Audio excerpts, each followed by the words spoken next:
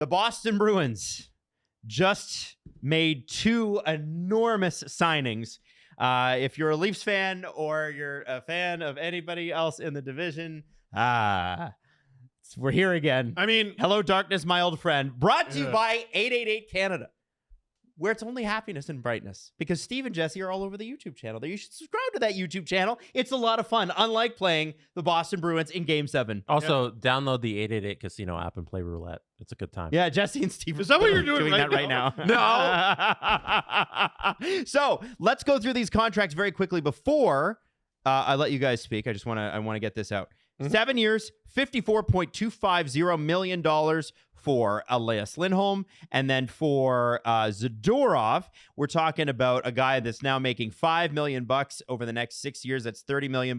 So Lindholm will take up 9% of the Bruins cap, and it looks like Zadorov will be close to 6%.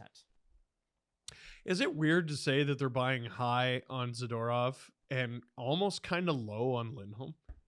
Yeah, because Lindholm didn't have the best time the last 2 years. He didn't have a straight up good year this year. Like No. he wasn't good on the Flames, and then when he got traded to the Canucks, I'm like, here he is. He's going to take off, and he was fine.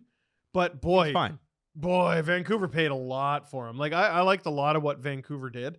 I don't know. That didn't work out all that well. They tried to deal him before the trade deadline. Yes. Mhm. Well, allegedly. Is Lindholm a 1C? Like I understand when you have pasta, Yeah. everybody's cool next to him. But as a 1C, is he good enough? He doesn't have to be. Like I know he's being paid like one. Yeah. He's being paid like a premium 2C. Uh-huh. What this gives is it gives Jim Montgomery flexibility. Like Lindholm doesn't need to be pigeonholed into being the 1C. Zaka was really good. Mhm. He was really good for them. Charlie Coyle can still give them really good minutes in that spot. Like you said, their bread and butter is on the wings. They have like one of the scariest hired guns in the entire NHL. Like the pro scouting staff of the Boston Bruins is to be trusted. And Fair. they're the best team in the league at finding Bruins. Zadorov, I mean, geez, that's obvious. Yeah, he's a Ross Boston for sure. That is, but I would say Lindholm is too. He's a jerk, and you know who? Sneakily he is. And he's really good between guys who can score, and guess he'll likely be playing with? Yep. David Pastrnak and Brad Marchand. When they went out and got Hampus Lindholm, again, it's not like I watch 82 Ducks games a year. I remember thinking, I'm not totally sure that's a fit. He's been an absolutely glorious fit in Boston, and that kind of feels like the defensive equivalent of Lindholm. He's still got to find his way back to what he was. And what he was a 40-goal scorer who was the runner-up for the Selke Trophy. Mhm. People forget that, right? The Bruins are currently looking for someone to fill their perennial Selke Trophy winning void. Yeah. Left by Patrice Bergeron. They're two really good signings, but expensive. They could go sideways. I do want to say I think Lindholm's a bit of a risk, but I think it's a worthwhile risk at 7.75. Not gonna kill you, but I think it's one of those where I do think that they are banking on Lindholm being the Lindholm of pre-Gaudreau Tkachuk leaving Calgary. It's so interesting because that Lindholm's like little run here, because 2022 obviously is the peak of Lindholm's career, the 42-goal season. He has the great line mates, and then last season in 75 games, I'm pretty sure, puts up 15 goals, and it's like, okay. So what are we closer to, the 15-goal Lindholm or the 42-goal Lindholm? And I think I'm trying to convince myself that this is a really good deal because I think about the line mates he's going to have in Boston and the type of team that Boston have. And you mentioning the Selke Trophy, he's going to be great defensively. I think he's going to get his game back in Boston. Yeah, it feels like this is resurgence for Lindholm. So I like this deal. That team has earned the benefit of the doubt. And the reason for that is how many times in recent memory have the Bruins had a guy where you go, man, they're really not pulling their weight this year.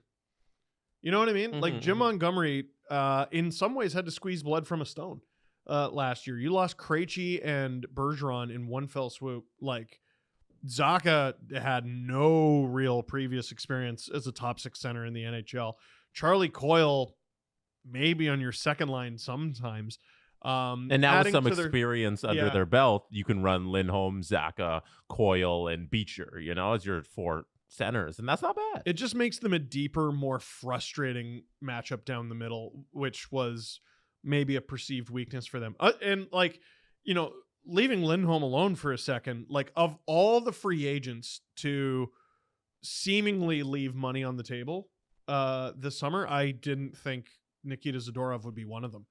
Like what happened to all the he's gonna get like 7 times 7.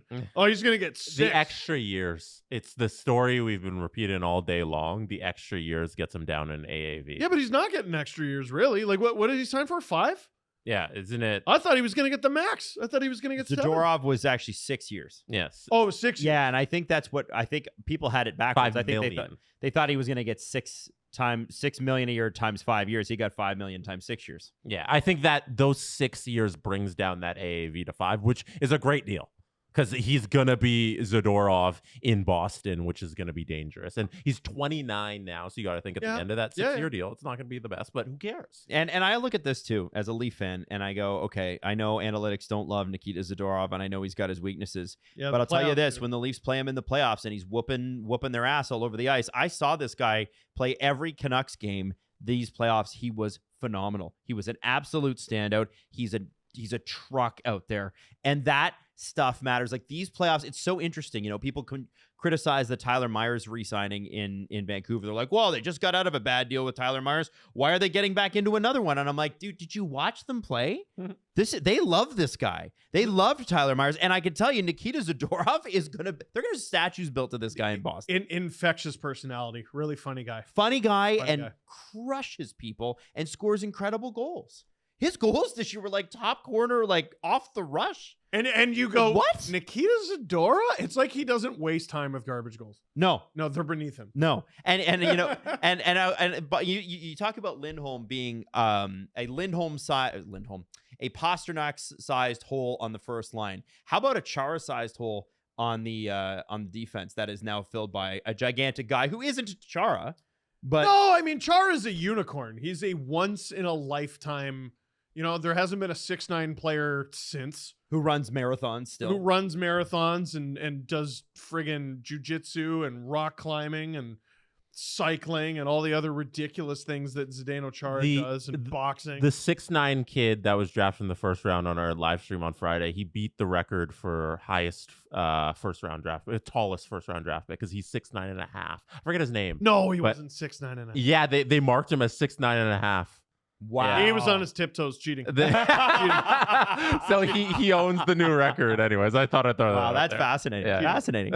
I got to go back and interestingly, Boston still has about $8 million to spend if they don't make any trades. So of course they do. Yeah. Oh, blow it up your nose there, Boston. Now, that part of that has to be re-signing Jeremy Swayman, and I imagine majority of that goes to it.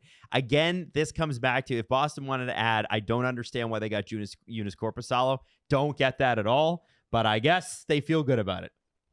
Listen, I'm telling you, I'll never bet against that stupid friggin' team. That scouting staff. I bet Korpisalo's fine for them. Okay. All right. Well, that's the Boston Bruins as we know it right now. But as always, I mean, this is as free agency kind of unfolds. We'll see what happens. We want to say thank you to 888 Canada for sponsoring this video. And there's more coming.